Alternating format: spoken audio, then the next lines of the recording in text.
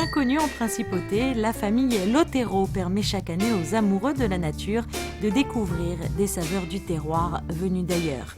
Une famille d'agriculteurs qui a su développer son savoir-faire et ses compétences au service des autres et qui a su transmettre sa passion en principauté. Depuis 1978, le domaine La Fattoria Lavacchio, situé en Toscane, dont la gestion est familiale, produit du vin et de l'huile de haute qualité dans le respect de l'agriculture biologique et de l'environnement, des valeurs chères au prince souverain. Et depuis 2009, la famille Lotero dispose d'un second patrimoine. Si les bonnes fées se sont penchées il y a longtemps sur le berceau de la Toscane, elles se sont aussi penchées sur celui de la Haute-Savoie. Située aux confins de la Clusaz, la ferme des Lombardes accueille elle aussi de nombreux visiteurs monégasques.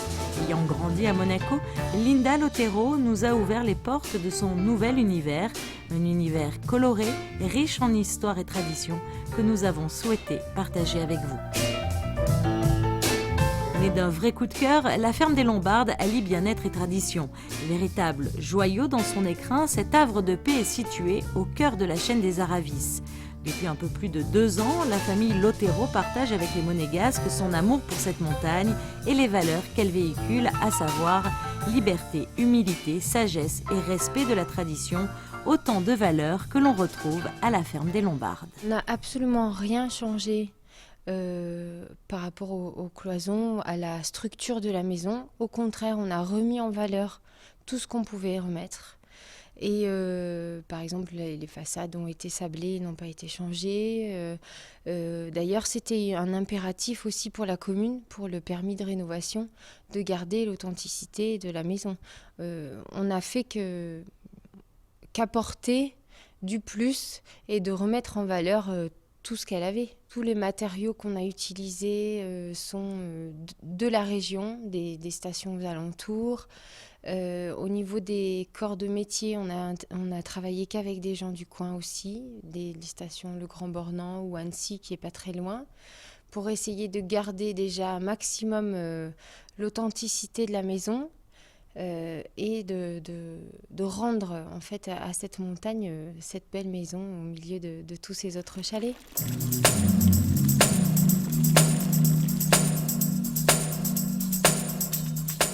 La ferme des Lombardes a donc su conserver les traditions de la Haute-Savoie, mais elle s'est aussi appropriée des valeurs importées de Monaco.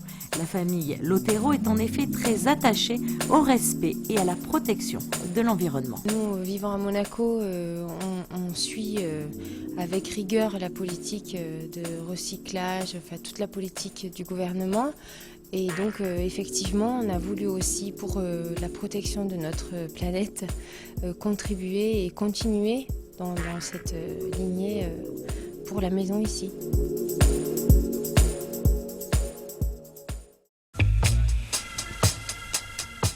Halte montagnarde incontournable, la ferme des Lombardes est une grande bâtisse de 600 mètres carrés qui regroupe 5 appartements de charme alliant authenticité et confort. Des espaces de vieux bois et de chaux côtoient des meubles d'antiquaire qui pour certains sont issus du 19e siècle. Toujours dans le respect de l'environnement, des objets anciens trouvent une seconde vie, leur fonction étant parfois repensée.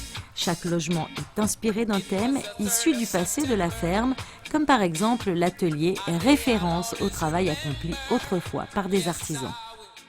On peut commencer par un petit déjeuner livré dans l'appartement.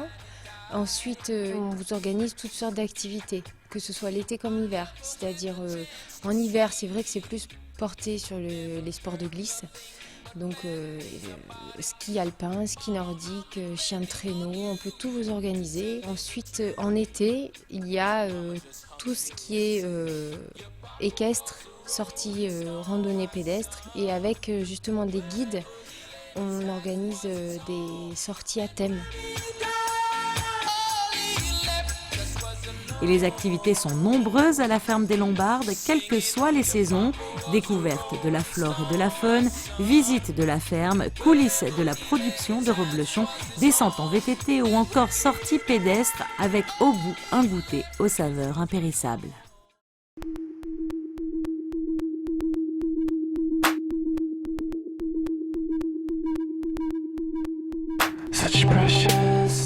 Construite en 1903 par l'architecte Favre-Lorraine, la ferme des Lombardes est une référence dans la vallée des Aravis. Inspirée des constructions suisses et bâtie en forme de croix, la ferme des Lombardes fait partie des 3 seules bâtisses à avoir été érigées de la sorte en France. À ses débuts, elle était une ferme d'alpage où l'on y produisait des reblochons. Une centaine d'années plus tard, le reblochon s'invite toujours à la table de la ferme, des produits du terroir qui se retrouvent souvent au menu de repas monégasques. Régulièrement, j'ai des clients qui me disent « Linda, quand est-ce que tu vas faire un petit tour par là-bas pour nous ramener des produits ?» Donc là, effectivement, on en ramène plutôt pas mal et j'espère que ça se finalisera au Salon de la Gastronomie aussi en novembre. Une alliance est ainsi née. Soucieux d'apporter le vrai savoir-faire savoyard, la ferme des Lombardes œuvre main dans la main avec la ferme des Corbassières. Le nom reblochon vient du terme savoyard reblocher, signifiant au XVIe siècle traire une deuxième fois.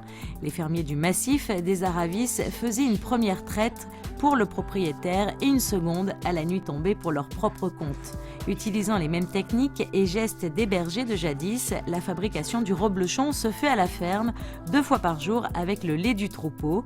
Toutes les étapes de fabrication sont réalisées à la main et n'ont pas changé depuis le XIIIe siècle.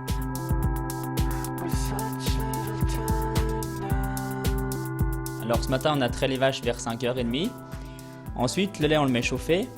Et après, une fois la traite finie, on met de la présure pour que ça coagule.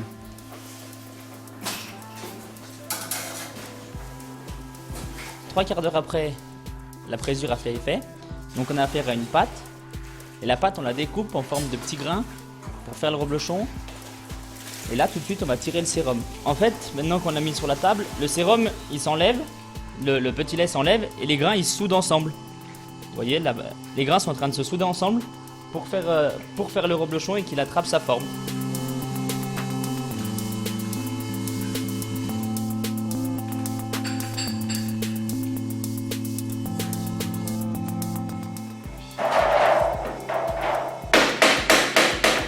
À raison de 2 traites par jour, ce sont 200 reblochons ou tomes blanches qui sont produits le temps d'une journée. La tome blanche, c'est le reblochon qui est comme ceci, qui a 1 heure de moulage et ça se mange frais.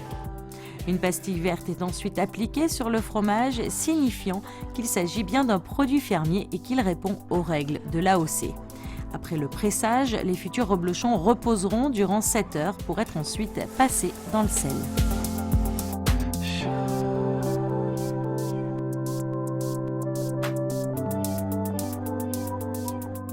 Pendant 6 jours, il sèche, il dégorge le sel. Donc pendant 6 jours, on y retourne tous les jours. Et là où il dégorge le sel. Ensuite, le sel, on va le laver. On a cette machine là ici.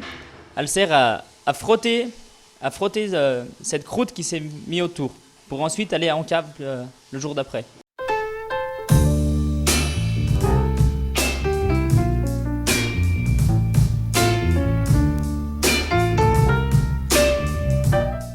Après avoir attendu 7 jours au séchoir, les reblochons iront en cave où ils reposeront durant 1 mois à des températures comprises entre 12 et 16 degrés. Nous vous le disions, le reblochon étant un produit AOC, cela veut dire que son appellation est d'origine contrôlée. À ce titre, il est soumis à un cahier des charges en stricte relation avec le terroir d'origine et c'est pour cette raison que seul le lait produit par 3 races de vaches montagnardes est utilisé pour la fabrication du reblochon, l'Abondance, la Tarine ou la Montbéliarde. Le troupeau est ici composé de 55 vaches de race Abondance. Une vache produit environ 20 litres de lait par jour et il faut compter 4 litres de lait par reblochon. L'alimentation des troupeaux doit être entièrement naturelle et sans OGM, herbes pâturées l'été et foin avec un apport de céréales en période hivernale. Les troupeaux sortent en général de l'étable au printemps et montent en alpage. Toutes les vaches sont alors parées de clarines. Elles restent en altitude jusqu'au mois d'octobre, puis regagnent les étables pour y passer l'hiver. Après avoir choisi scrupuleusement ses reblochons pour sa clientèle monégasque, Linda Lotero est de retour à la ferme des Lombardes pour veiller à ce que tout soit fin prêt avant l'arrivée de ses prochains clients, souvent des fidèles et qui viennent pour la plupart de Monaco. On va dire une trentaine de familles de Monégasques qui sont déjà venues. dont à peu près la moitié, c'est déjà la deuxième fois. En fait, j'ai l'impression qu'ils testent suivant les saisons. C'est-à-dire qu'il y en a qui ont aimé l'hiver, mais qui veulent aussi voir l'été. Et donc, du coup, comme les activités sont très variées, ça fonctionne bien. En général, les gens repartent ravis.